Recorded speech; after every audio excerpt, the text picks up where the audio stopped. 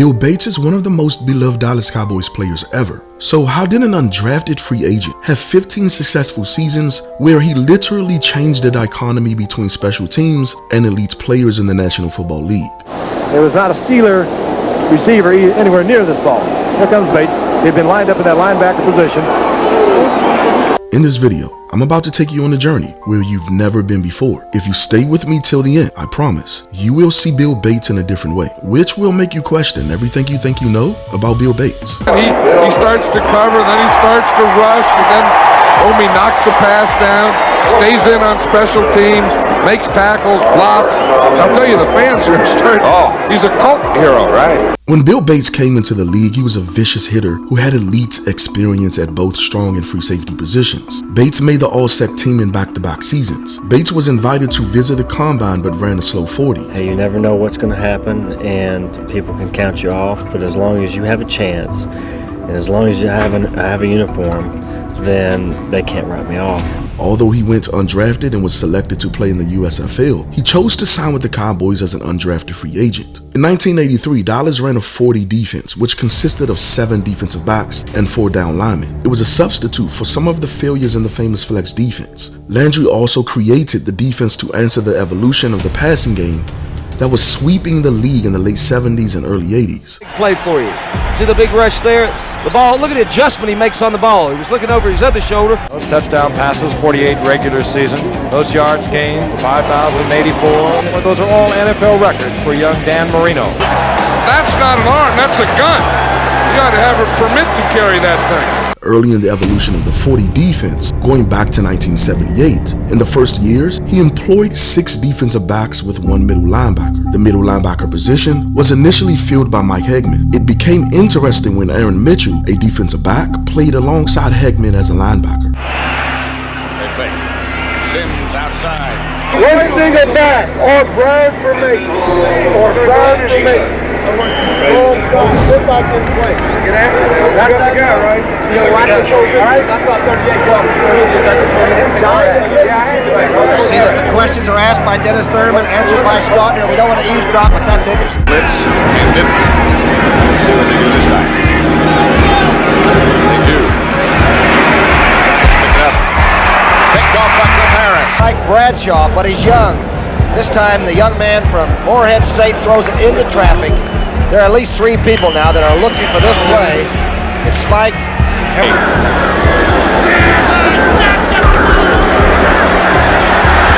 Case and Sims fires to the ground. Just as he was hit by Aaron Mitchell on the blitz. The nickel defense was primarily used against passing plays on 3rd down. By 1980, Anthony Dickerson took over as the nickel middle linebacker. Clarence Harmon now the running back. That is Harmon. They will not get the first down. Passing game. Interesting on 3rd and 5. They were afraid to throw into the Dallas nickel this early. You can see that Harvey Martin just plays off Dean's block, gets into the play. Excellent pursuit by number 51. Alongside Dickerson, defensive backs like Benny Barnes, Charlie Waters, and Dexter Klingskill were swapped in by Landry. From 1980 to 1982, Dallas reached the NFC Championship game for 3 consecutive years, but only had 1 top 5 ranking in sacks during those seasons. Things changed in 1983 when Bill Bates joined the team. During Bates' first season, Landry implemented more blitzes than any other team in the league. It was here that the Cowboys refined the aggressive design for their defense, a scheme of blitzes that stacked the odds in their favor. With 80% of those blitzes coming from the 40 defense, Dallas ranked in the top 10 in sacks from 1983 to 1985. For the first time, Landry utilized a defensive back as a flex linebacker in the middle without pairing him with a linebacker. That safety was Bill Bates. Bates lines up as really almost a middle linebacker, doesn't he, in that 4-0 defense? He lines up on the man in the backfield regardless of where the man is lining up. If the man is in a fullback position, then he looks like a middle linebacker. If he's over in a halfback position, then he looks like an outside linebacker. I got a letter from somebody about Bates a couple of weeks back after we did a Dallas game, so they shouldn't refer to him as a kamikaze, because that's a one-shot guy, as a kamikaze. 4-year starter at the University of Tennessee, and seeing a lot of action for the Cowboys today in this 4-0 offense, defensive setup. He's It's another great example of the computer and the stopwatch not being able to measure the true ingredient of what it takes to play sometimes. Bates played the majority of his snaps as a middle linebacker or flex linebacker in his first year. He was Darren Woodson before Darren Woodson. Defensive back, nickel back, dime back. What positions did you not play as a Dallas Cowboy? I have about played them all except quarterback now. In Bill Bates' first postseason against the Rams, Bates started as strong safety close around the box and helped Dallas defense hold the 9th rushing offense in the league to just 94 rushing yards. During a game against the Colts at strong safety that season, Landry put him at outside linebacker where he checked all pro tight ends on the block and often held his own. And of course, Landry, like we said earlier, used him as a middle linebacker in the 40 defense. Now to me, this was more important than any position Bates was ever used in. Eventually, Landry played this concept on first and second downs. This was a third down passing defense, but he ran this on base downs. I mean, who did that in 1983? You had guys lined up at the line of scrimmage, but no one that I can recall who was a safety used as a middle linebacker for non-passing downs. That didn't happen. Holly still does. But how did this work? When you look at Bates, he doesn't look that big, but the guy is bigger than what you think. Standing at 6'1", he weighed 213 pounds. That's about the same size as Woodson or even modern guys like Roquan Smith. Alright, that's pushing it. But that's a 15-pound difference. The legendary Cliff Harris were 188 pounds, while Charlie Waters weighed 193 pounds. Bates was 20 pounds bigger than the both of these legends. No wonder he was able to get 10 tackles as an outside linebacker. Bates was aggressive and had a brilliant mind when it came to anticipation and reaction. When I look back at film, I don't think I've ever seen a more competitive player. Overrate somebody. 2nd and 10 for the Chargers at their 46. Luther going to Kellen Winslow. His first catch of the day. Most of it on offense. 3rd and 6. Winslow trying to pick up the first down, and he does. Again, this is the advantage of a man weighing 240 pounds. Good rush coming up inside there. He gets it out there, one-on-one situation. Now that guy's going to tackle. Look at him get his shoulder down there real quick. And that Bates is a heck of a tackler. He's given away about 50 pounds. Oh, I know it. He might have picked somebody off right there. See him trying to brush him? No, he didn't pick him. It was a legal play. But again, good hitting, but you're hitting a big, strong man. Winslow this time brought down short of the first down, and Billy Bates of the Cowboys says, "This time I got you, big fella." This is a guy who was considered the hardest hitter in the entire state of Tennessee during his high school days. He had almost 200 tackles in 3 years. Bates was a pure athlete, a star in both football and basketball. Everyone in the SEC and throughout the country recruited him. In fact, he was the highest recruited player in Tennessee. Bates decided to take his talents to the University of Tennessee, and in college, he was a star at both the free and strong safety positions. Long's going to be hit and dropped. Got him at the 40. Bill Bates, the senior captain of the Tennessee Volunteer Defense, a 4-year starter. In 1982, he had 86 tackles, and 61 of which were solo tackles. Bates was so competitive that he tried squaring off with the bully Herschel Walker, a young freshman. That didn't work out well. Through the 3rd quarter, we blitzed from the left side, and I was playing safety. And so I was a safety on the other side, and he cut back, and next thing I know, footprint here. 10, 12, he's running over people. Herschel ran right over 2 men. They had him dead away. You know, he slipped, and the honest truth, he did. Bill Bates is one of the most vicious tacklers. So I made 50 minutes of fame off him. I never thought that it was that big of a deal until we lost the game by 1 point. And then after the game, I go to church, and and everybody's pointing at me. Yeah. That's him. Then I look at the paper, and then it's me getting run over by Herschel Walker on the front page of the paper. Oh, dang! I mean, what is this all about? I was known for practicing pretty hard all the time because I never knew, if I was going to get cut that moment. But I wanted to make sure that Jimmy knew that I remember those days and when Herschel ran me over. So he handed the ball off to Herschel, and I nailed him with no pads on. And Jimmy's like blowing the whistle. Oh, we're not tackling. No, we're not. Everybody up. But I am. But in a crazy way, that actually worked in Bates' favor because that experience drove out a competitive monster. He went to the gym and became a maniac. Rising up,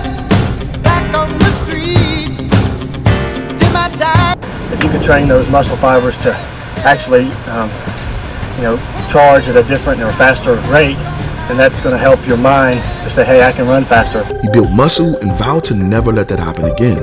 And he didn't. Knowing this history is the reason why Bates could play linebacker. I believe Landry saw his competitive nature in college and drafted him for those reasons. He was also arguably the greatest blitzing safety in history. Both Michael Downs, another Cowboy legend, and Bill Bates were the best blitzing safeties in the history of the Dallas Cowboys. And he's passing down to go after Joe Theismann. But Downs is coming from the right side, right there.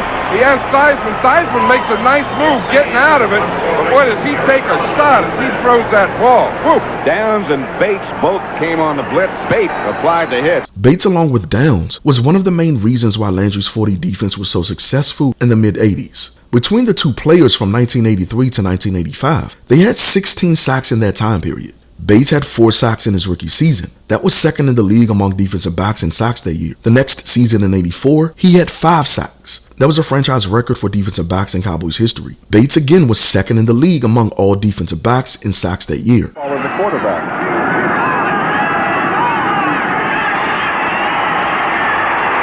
And they've got Eason again, the Dallas defense.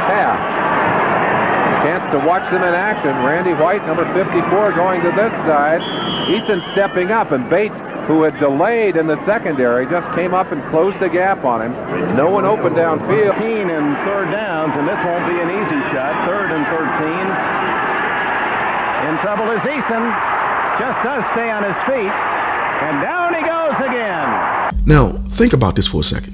Out of all the legendary safeties and defensive backs in Cowboys history, no players before Bates had 5 sacks in a season. Not Cliff Harris, Charlie Waters, Mel Renfro, or Michael Downs. I mean, no one had 5 sacks in a season. Now, to those players' credit, outside of Downs, Landry really didn't blitz them like he did Bates. But that proves the point even further. Bates was the perfect player in that defensive concept that Landry ran at that time. So he wasn't just a special teams player. He was one of the most important players on those defenses in the 80s and a staple of the evolution of the blitzing defense in the 80s as well. Now, this is what a lot of historians and fans never talk about. I did some research on this, and from 1981 to 1985, it is what I call the revolution of the blitzing safety in the National Football League. But what separated Bates from every defensive back since the merger is that up until 1985, he's the only safety with 4 or more sacks in back-to-back years. He literally revolutionized the blitzing defense, and he literally gets no recognition for it. I've been looking around. Bates does something about an audible. Down he goes. Joe Washington in on 3rd down. And again, the Cowboys show blitz, and this time they're there. And Theismann is gone in the hands of Bates. Let's see. Now here's Bates. He's the guy who's going to be. See how he times it? He stays back here, and he's going to come in and hit this gap just as the ball snaps.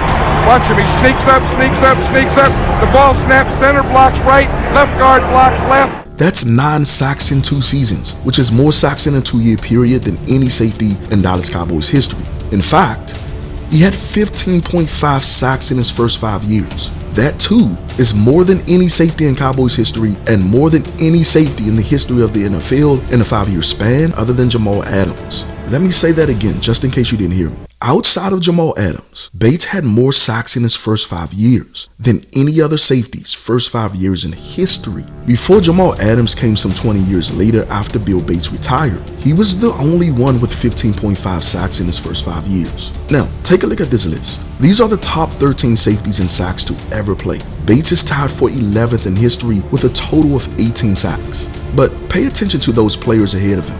Do you see the difference? None of the defensive backs who are ahead of Bates played before 1994. When you measure safeties who played in Bates' era or who came before him, you could have called Bates the greatest blitzing safety in history and arguably the most important piece of the revolution of the blitzing safety. Now, that's a lot of credit for an undrafted special teams ace player. But from 1983 to 1987, Bill Bates had more sacks than Michael Downs, Ronnie Lott, Kenny Easley, Deron Cherry, Joey Browner, Dennis Smith, and Nolan Cromwell. All of these safeties outside of Michael Downs are on the all-decade team. That is impressive. Bates wasn't just a sack machine either. He was a tackling machine too. In his rookie season, he ranked 6th in the league in solo tackles. In 1984, he was 4th in the league in solo tackles among all defensive backs. In 1986, he was again 4th in solo tackles among all defensive backs. But let's take it further. Bates didn't just revolutionize the blitzing safety. He also revolutionized the special teams defender and is arguably the greatest gunner in history. Here's a guy who's been running down on the kickoffs for a long time, number 40, Bill Bates. And better than anyone who's run down under kickoffs for a long time. I think Bill Bates is probably the best that's ever run down under kickoffs. Before Bill Bates, the NFL had Pro Bowl considerations for almost every position in the league. Former heavyweights boxing champion Ward Cuff became one of the first place kickers to lead the league in kicks 4 times in the season. He was recognized as a 5-time All-Pro. With an opening day win tucked neatly under their wings, the Cardinals travel to Cleveland to try to spring their second surprise of the season against the always tough Cleveland Browns at Municipal Stadium. The Cleveland legend Lou Groza was one of the first special teams kickers to be a threat in the kicking game with the ability to kick from far distances. Lou Groza has the question, and Coach Paul has the answer. By the turn of the 50s, George Blanda joined that conversation. George Blanda is certainly the spark plug of the Bear team today. Georgie Porgy Pumpkin Pie fading back for another try. By the 60s is when the place kicker revolutionized the league and became a specialized role in the NFL. From that point up until 1984, the league only recognized place kickers as Pro Bowl aces. Every other player who made the Pro Bowl had to be great in other positions. This was until Bill Bates came along. Retreats 2 yards deep in the end zone. Downs is cut down by Bill Bates. I'll tell you, you talk about your big play guys, and you're usually talking about an offensive player, but Bill Bates is that type of guy on defense and special teams. Watch him come down there, run through the sun, play off blockers. He just has a nose for that ball, and then once he gets there, he's a good tackler. So he just throws his body in there, wraps those arms around, takes him down. Bully Bill Bates out of the playground. Tough guy in the playground. He won the Special Teams Player of the Year, but it was the second year that changed the league forever. Bates was a terror that year. Not only was he a fierce hitter, but he was also the first player down the field after every catch. That year was phenomenal. The league had never seen a gunner like him before. He was named to the Pro Bowl, becoming the first gunner in history to achieve that feat. Rattled at about the 21 by Bruce Huther. And by Bill Bates. I tell you, that Bill Bates will rattle you. He just, when he's on the football field, he seems to be wherever the action is. Tom Landry was saying the other day that this guy here, Bill Bates, is the most consistent thing about the Dallas Cowboys. Steve Tasker, another special teams ace, who was arguably the greatest special teams ace in history, and here's what he says about Bates. Every guy who plays special teams in this league owes a debt of gratitude to Bill. Bates had 216 tackles as a gunner, while Tasker had 204 tackles. They were both GOATs that changed the dichotomy between special teams and elite players in the National Football League, which makes you have to ask the question, is he not Hall of Fame material? If the NFL can let place kickers into the Hall of Fame, you don't think arguably the greatest gunner in NFL history has an argument as well? If not the Hall of Fame, definitely the Ring of Honor. He was a free agent who literally changed the league on multiple occasions. Here's what I think of a Hall of Famer. Someone who changed the league and helped bring in a new generation. Bates didn't just do that once, but he did it twice. The league in 2023 is still benefiting from the work that Bates put in some 40 years ago. Until next time, make sure to like the video and subscribe to the channel. And as always, thanks for watching.